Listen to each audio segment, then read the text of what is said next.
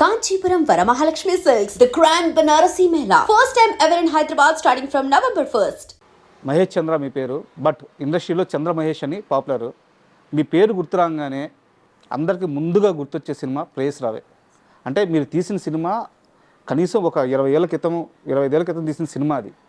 కానీ ఇప్పటికీ కూడా ఆ సినిమా పేరు గుర్తురాగానే అందులో పాటలు, శ్రీకాంత్ గారి ఎమోషనల్ యాక్టింగ్, రాశి గారి యాక్టింగ్ ఒక రకమైన గూస్బంప్స్ వస్తుంటాయి అన్నమాట. సో ఈరోజు ఈ ఇన్స్టాలో అన్నింటిలో కూడా ట్రెండింగ్ ఏంటి సార్ ఆ సినిమా ప్రేయస్ రావే.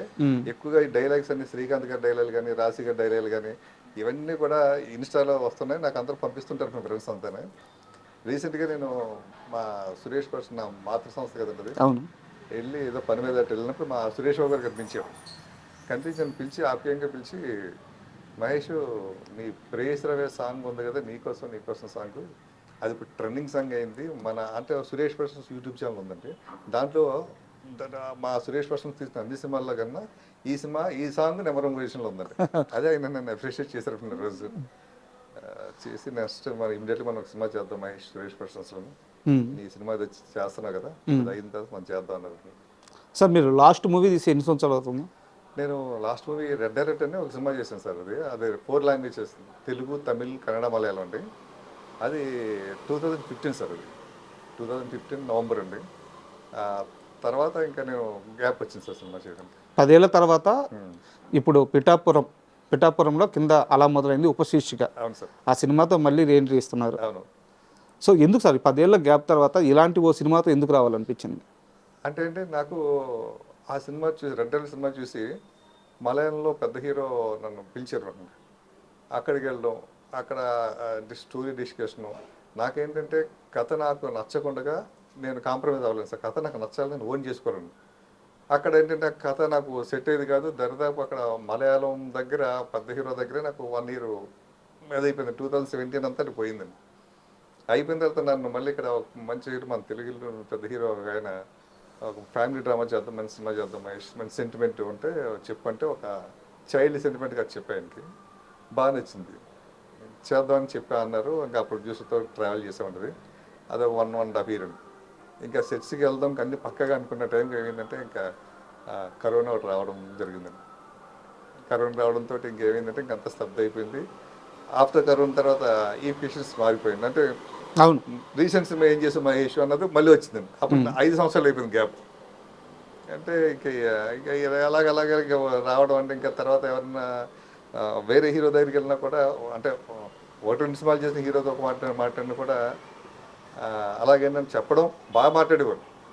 నెక్స్ట్ వాళ్ళ మేనేజర్లు నాకు టచ్లోకి వచ్చి, సార్ బాగా గ్యాప్ వచ్చింది కదా సార్, అది ఒకటే ఫీల్ అవుతున్నారు సార్ అన్నారు. సరే సినిమా చేసినంత కలుద్దాం అనేసి అనుకుంటే, అంటే నాకు నేను మంచి సినిమాలు చేసినా కూడా, అంటే ఒక ప్రేయస్ రావే కానీ అది 150 days సార్ సినిమాని. 10 సెంటర్లో 150 days ఆడుతున్నాను. అయోధ్య రామాయ అండి 6 సెంటర్లో 7 సెంటర్ 100 days ఆడింది. శ్రీహరి గారి కెరీర్లో ఫస్ట్ 100 days సినిమా. అలాగే ఒక్కడే కానీ హనుమంత్కి నాకు నంది అవార్డు కూడా వచ్చిందండి. అవును సార్. ఎంత అచీవ్మెంట్స్ ఉన్నా కూడా నాకు ఇలా జరిగిందని నాకు కొంచెం మానసికంగా అంటే కొంచెం ఫీల్ అయ్యాను. అలాగా అంటే కొత్త జనరేషన్ వచ్చి కొత్త వాళ్ళు ఇంకా అలాగ ఉందేమో అనుకున్నాను.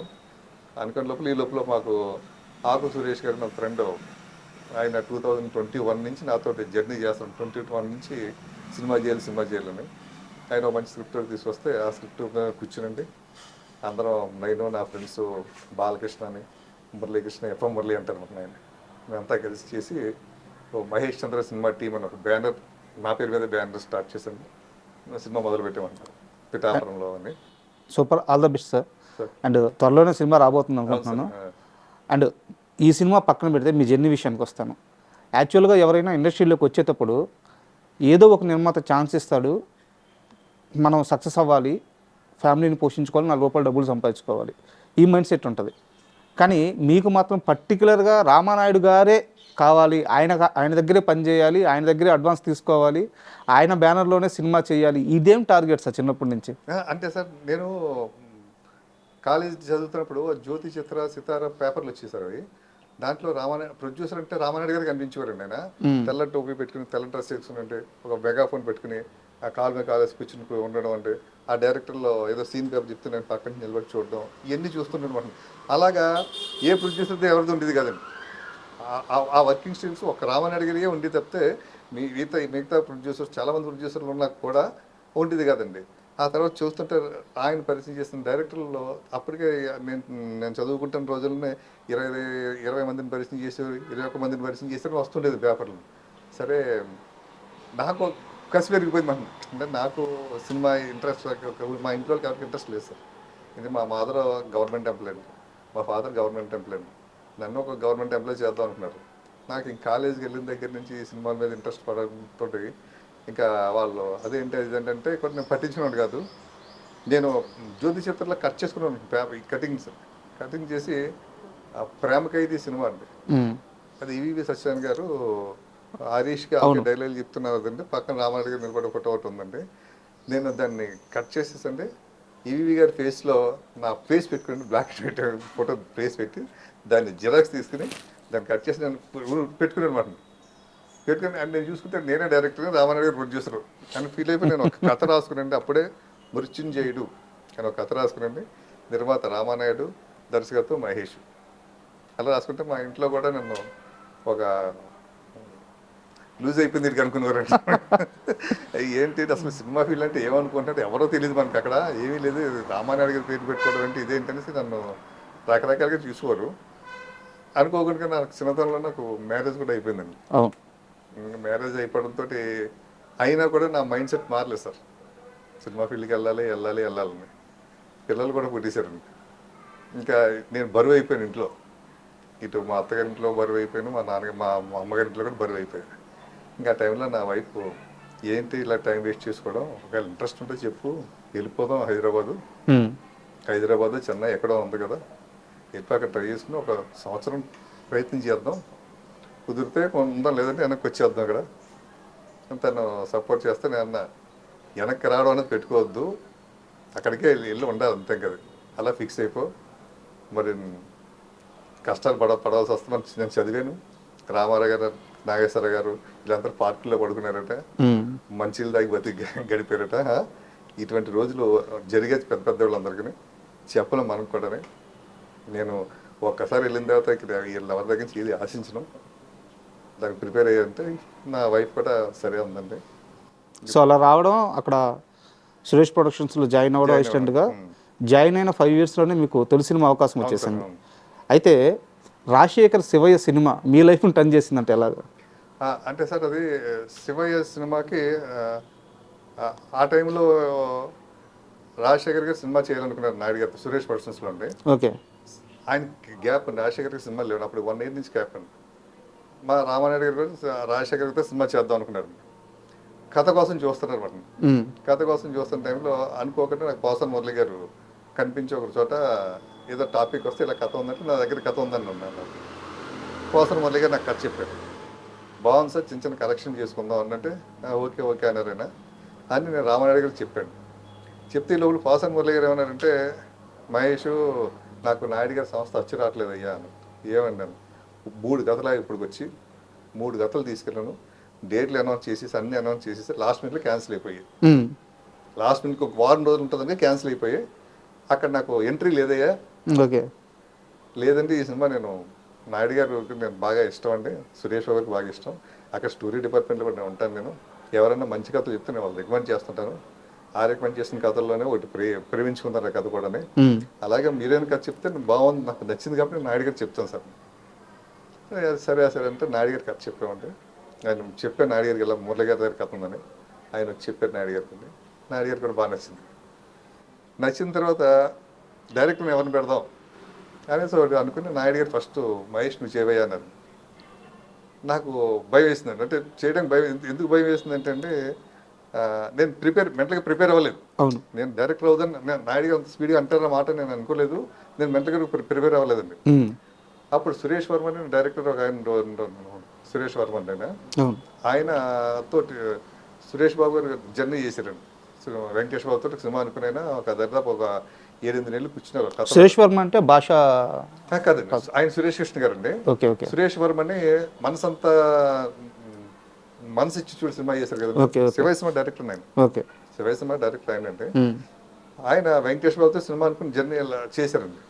ఆ లాస్ట్ మినిట్లో ఏమైందంటే దీనికన్నా బెటర్ కథ చెప్పారు ఇంకొక తమిళ డైరెక్టర్ తిరుపతి స్వామి చెప్పడంతో గణేష్ అని ఆ టైటిల్ యాక్చువల్గా గణేష్ అని టైటిల్ సురేశ్వర్ ఉంది టైటిల్. ఓకే.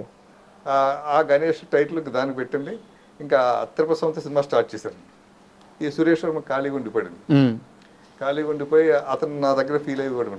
ఏంటి మహేష్ ఇలా జరిగిందేంటి, నాకు వచ్చిన అవకాశాలు బయట వదులుకున్నాను నేను. వెంకటేష్ పిక్చర్ చేస్తాను కదా, సురేష్ వర్షన్స్లో పెద్ద సినిమా చేస్తాను కదా అనేసి, ఇప్పుడు ఈ సినిమా లేకపోతే బయట నేను తలగా ఎత్తుకోలేను, నా పరుగు పోయినట్టే కదా అని బాధపడితే ఇదే విషయం నేను రామారావు చెప్పాను మాట. సార్ నేను కాదు సార్ డైరెక్ట్ చేయడం, సురేష్ వర్మని పెడతాం సార్ అతన్ని అని ఆయన ఒక సెంటిమెంట్ గుర్తు చేశాను.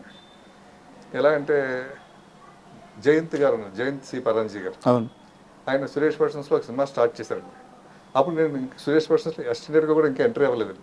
93లో ఆయన ఒక సినిమా స్టార్ట్ చేశారండి. వెంకటేష్ బాబు, 3 హీరోయిన్లతో. ఒక 5-6 రోజుల్లో అంతా షూటింగ్ జరిగి ఆగిపోయింది సినిమా. కథ సరిగ్గా లేదు, అది దానికి అలా ఆగిపోయి ఇంకా ఆయన సినిమా ఇంకా అలా పక్కన పడిపోయిందండి. ఇంకా ఆయన సినిమా చేయలేదండి. మళ్ళీ ఆయనకి ఒక 4 ఇయర్స్ గ్యాప్తో మళ్ళీ 4 ఇయర్స్ తర్వాత మళ్ళీ మా సురేష్ బాబు గారు పిలిచి ప్రేమించుకుందర సినిమా ఇచ్చారండి. అప్పటివరకు ఆయన సినిమా చేయలేదు. బయట కూడా ఆయనకి పెద్ద అవకాశాలు లేవు. ఆయన కొంచెం గిల్టీగా ఫీల్ అవుతుంటారు. సినిమా స్టార్ట్ అయ్యి పెద్ద సంవత్సరం సినిమా స్టార్ట్ ఆగిపోయింది కదండి. అది సూపర్ డూపర్ హిట్ అయింది సార్ ప్రేమించుకుందారా. అది మా వెంకటేశ్వర కెరీర్లోనే బిగ్గెస్ట్ హిట్ అండి ఆ టైంలోనే. అది నేను రామారావుకి గుర్తు చేశాను. సో ఈయన కూడా ఇలా జరుగుతుంది కాబట్టి ఇతను కూడా మనం 1 ఇయర్ నుంచి మనం కూర్చోబెట్టుకున్నాం కదా సార్, ఇతనితోనే చేద్దాం సార్ సిపాయి సినిమా, అంచేత కొంచెం సెంటిమెంట్గా బాగుంటుందేమో నా పర్సనల్ ఫీలింగ్ సార్. సరే ఓకే అలాగే అన్నారు అని ఆ విధంగా సిపాయి సినిమా స్టార్ట్ చేసాం సార్.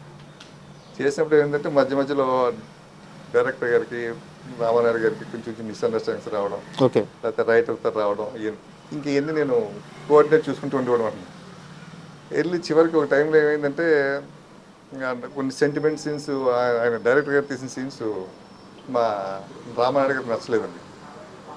ఆ సెంటిమెంట్ అదంతా అనేది కొంచెం ఏదో కింద ఉందనిసి అవి మేము రీషూట్ చేస్తున్నప్పుడు మేము కలిసి డిస్కస్ చేసి, నేను డైరెక్టర్ కలిసి డిస్కస్ చేసి అలా కాదు ఇలా చేద్దాం సెంటిమెంట్ కదా అనేసి నాయుడు గారి దగ్గర మేము ఒక అండర్స్టాండింగ్కి వచ్చింది, చేయడం మొదలుపెట్టాం. చేసి ఇంకా ఆ సినిమా ఏంటంటే రాజశేఖర్ గారు ఆ టైంలో ఫ్లాపుల్లో ఉన్నారండి. సురేష్ వర్మ ఫ్లాప్ డైరెక్టర్ అండి. మా రామానాయుడు గారు కూడా కంటిన్యూ ఫ్లాపులు చేశారండి. సూపర్ హీరోస్ ఒక సినిమా అండి, దాని ముందు తాత మనోడు సినిమా, ఈ 2 సినిమాలు ఫ్లాప్లే ఉన్నాయండి. దాంతో అందరికీ అదొక ఫ్రస్ట్రేట్ సినిమా అయిపోయిందండి. అయిపోయి మా నాయుడు గారు మాటికి ఏమయ్యా మహేష్, ఈ సినిమా కానీ ఫ్లాప్ అయితే ఇంక నేను సినిమాలు చేయనయ్యా, ఇంక నువ్వు డైరెక్టర్ కావయ్యా, నువ్వు బయట ఎత్తుకోవాలి, నీ డ్రీమ్ ఇక్కడ అంటున్నావు కానీ కష్టం అయ్యా అంటే, లేదు సార్ సినిమా హిట్ అవుతుంది సార్, దీని గురించి మేము పడతాను సార్ అని చెప్పేసి ఇంకా సినిమా మీద నేను ఎక్కడ కాంప్రమైజ్ అయిపోయాను కదండి. పోసాని మురళి గారితో గొడవ పడివ్వండి స్క్రిప్ట్ విషయంలో, అలాగే డైరెక్టర్తో గొడవ పడివ్వండి అండి మేకింగ్ టైంలో, అలాగే హీరోలతో హీరో రాజశేఖర్తో కూడా గొడవ పడివ్వండి. అంటే ఆయన కొంచెం లేట్గా వచ్చినా లేకపోతే ఇంకేదైనా నిజమేనా అది ఏదండి, రాజశేఖర్ గారు సెట్కి లేట్గా వస్తారు పాపం ఆయనకి కొంచెం ఆయన పర్సనల్ ప్రాబ్లం ఉంది సార్. దాంతో ఒక్కోసారి లేట్ అయ్యేది. అది అంటే మేము ప్రిపేర్ అయ్యే చేసేవాళ్ళం సినిమా, ప్రిపేర్ అయ్యే చేసేవాళ్ళం. కానీ అవుట్డోర్ వెళ్తాడికి ఆ లేట్ హైదరాబాద్లో ఉన్న ఫ్లేట్ అనుకోండి సార్, అది మనం ఏదో కవర్ చేసుకుంటాం సార్. అది అవుట్డోర్లో వెళ్ళినప్పుడు లేట్ అయితే అది మనకి డేస్ పెరిగిపోతాయి, బడ్జెట్ పెరిగిపోతుంది. తర్వాత ఆ కాంబినేషన్ డేట్లు మిస్ అవుతాయి. వాళ్ళు వేరే వాళ్ళకి ఉంటుంది కదా సార్, డేట్లు మిస్ అవుద్ది. ఆ టెన్షన్ అది ఏమవుద్దంటే అది డైరెక్షన్ డిపార్ట్మెంట్ పడుతుంది, ఆ సినిమా పనిచేస్తున్న కో డైరెక్టర్ మీద పడుతుంది. ఆ ప్రెజర్ అంతా ప్లానింగ్ సరిగ్గా లేదు ఏంటని. అప్పుడు నాయుడు గారికి ఏంటంటే నాకు ఫుల్ పవర్స్ ఇచ్చేసారు నాయుడు గారు. సెట్లో నా తర్వాత మహేష్ అన్నది ఆయన డిసైడ్ చేశారు అందరికీ. దాంతో ఇంకా నాకు బరువు ఎక్కువైపోయిందండి. నేను సమాధానం నాయుడు గారు చెప్పుకోవాలండి, ఆయన నన్ను తప్ప ఇంకెవరిని అడగడండి. ఆ విధంగా దాని మీద డే అండ్ నైట్ బాగా కష్టపడ్డాం సార్. అది సినిమా మంచి ఫలితం వచ్చింది సార్. అది రాగానే సినిమా 100 days ఫంక్షన్లో శివయ్య 100 ఫంక్షన్ రామారావు గారు అనౌన్స్ చేశారు, మహేష్తో సినిమా చేస్తున్నానని. చెప్పగానే అంటే దాసరాన్ దగ్గర ఆ సినిమాకి చీఫ్ గెస్ట్ కింద వచ్చారు మన శివయ్యకి. వచ్చి ఆయన ఒక సినిమా కూడా అనౌన్స్ చేశారు. ఒక కోఆర్డినేటర్ గురించి ఒక ప్రొడ్యూసర్ కానీ లేకపోతే సినిమా ఆ రోజు పనిచేసిన ఆ సినిమాకి పనిచేసిన టెక్నీషియన్స్ కానీ ఆర్టిస్టులు కానీ రాజశేఖర్ గారు కానివ్వండి, ఇలా చరపతిరావు గారు కానివ్వండి, వీళ్ళందరూ కూడా నా గురించి మాట్లాడారండి. అది అదేదో 100 days ఫంక్షన్ సిపాయి ఫంక్షన్ అనిపించలేదండి, ఏదో మహేష్ గురించి మాట్లాడుతున్న టైప్లో మాట్లాడారు అందరినీ. అది నాకు అది దాసనారాయణ గారు చాలా హైలైట్ చేశారు. ఒక 100 డేస్ ఫంక్షన్లో ఒక కోఆర్డినేటర్ గురించి ఇంత గొప్ప మాట్లాడడం చాలా హ్యాట్స్ ఆఫ్. అది నేను అంటే మహేష్ సినిమా చేస్తాను నేను కూడా అని సందర్భం. అండ్